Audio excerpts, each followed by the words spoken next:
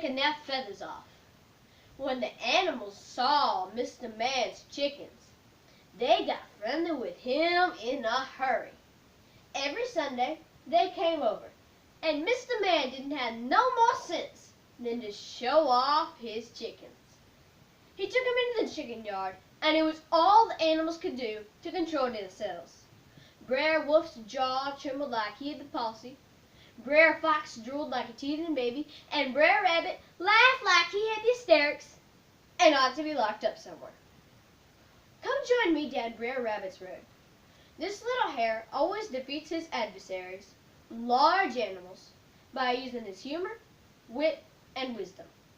I hope this story of Brer Rabbit and Mr. Man's Chickens by Julius Lester will live in your heart, for it is the heart that is home to a story. One night, when the moon wasn't shining, Brer Rabbit decided to call on Mr. Man. But when he got there, all the lights were out, and the dog was curled up on the porch, snoring almost as loud as Mr. Man. "Something's wrong," said Brer Rabbit softly to himself. "Every time I come over here, Mr. Man comes up and shows me his chickens. Well, there is something wrong. I bet nobody done told me, 'cause they knew how sorry I'd be. If I could get in, I could see if everything was all right." He went around the house and peeped in all the windows, but didn't see anybody. "I bet if Mr. Man knew I was here, he'd come out and show me his chickens, so I might as well go see if they're all right." He went to the chicken house, and lo and behold, the door was unlocked. Brer Rabbit grinned. Mr. Man must have known I was coming and left the chicken house door unlocked so I could go in and admire his chickens. He went inside. "It's on the chilly side tonight. I'm afraid these chickens might get cold and freeze to death. If I'd been thinking, I would have brought a bag with me, and they could use it for an overcoat." Brer Rabbit looked down at his hands. "I don't know what's the matter with me. I got a bag right here in my hands, and I forgot that I had it. These chickens are lucky that I brought it, or they would have frozen to death out here tonight." Brer Rabbit proceeded to fill his sack up with chickens. He was amazed that the sack didn't get full until every one of Mr. Man's chickens was inside. He took the chickens home, and him, Ms. Rabbit, and the little rabbits spent the rest of the night cleaning them. "Let's burn these feathers in the fire," said Ms. Rabbit. "No," said Brer Rabbit. "The whole neighborhood would smell 'em. I got a better idea." He put all the feathers in the sack, and next morning went down the road to Brer Fox's house. Brer Fox was sitting on the porch. They exchanged the howdy-doos and the pertinent news about their families.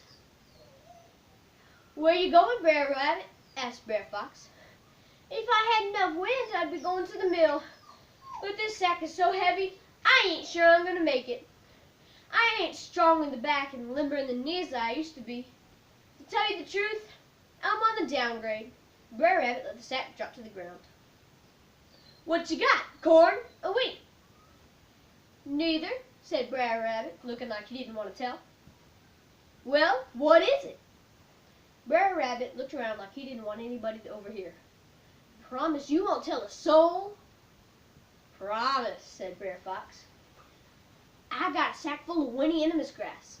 I'm taking it to the mill to get ground. They're paying $9 a pound at the mill." If Brer Fox hadn't been awake before, he was now. He came down and lifted the sack. "Feels light to me." "Of course it feels light to a big, strong man like you. But to a little fella like me, that's a heavy load." Brer Fox swelled up with pride. "Well, I'll carry the sack to the mill for you, Brer Rabbit." "Sure do appreciate it, Brer Fox." And they went down the road together. After they'd gone ahead a little ways, Brer Fox asked Brer Rabbit, "Say, Brer Rabbit, what do they do with this Winnie-in-the-Miss grass after it's ground up?" "Rich folks buys it to make whipped meat pudding from it." After they'd gone on ahead a little further, Brer Rabbit looked back and saw Mr. Man coming, and he was coming fast. "Brer Fox, you sure are the movementest man I know. You done plumb wore me out, and I needs a little rest. You go on ahead, and I'll catch up with you later. If I don't, wait for me at the mill." "You take all the time you need, Brer Rabbit," said Brer Fox. Brer Rabbit sat himself down by the road, and not too many minutes passed before Mr. Man came up. "Who's that ahead with the sack on his back?" asked Mr. Man. "Brer Fox." "What's he got in the sack?" Brer Rabbit shrugged. "He said it was some sort of grass he was taking in the mill to get ground, but I saw some chicken feathers sticking out the back, so I ain't sure what in there." "That's the man I'm looking for," said Mr. Man.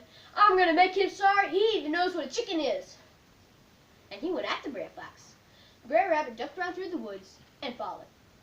"What you got in the sack, Brer Fox?" asked Mr. Man. "I got a sack full of Winnie Enemy's grass. I'm taking it to the mill to get ground. Rich folks buys it to make whip me want me pudding from it." "I ain't never seen no Winnie Enemy's grass. What's it look like?" Brer Fox let the sack drop to the ground and opened it up. Just then a little gust of breeze came up and blew chicken feathers so high up in the air it looked like snow was coming down. "Whip me, whop me, pudding!" yelled Mr. Man. "I'm gonna whip you and whop you and make pudding out of you." He grabbed Brer Fox and whipped him and whopped him until Brother Sun was running over to the other side of the world to get away from Sister Moon, who's intent on marrying him. And Brer Rabbit just laughed and laughed and laughed.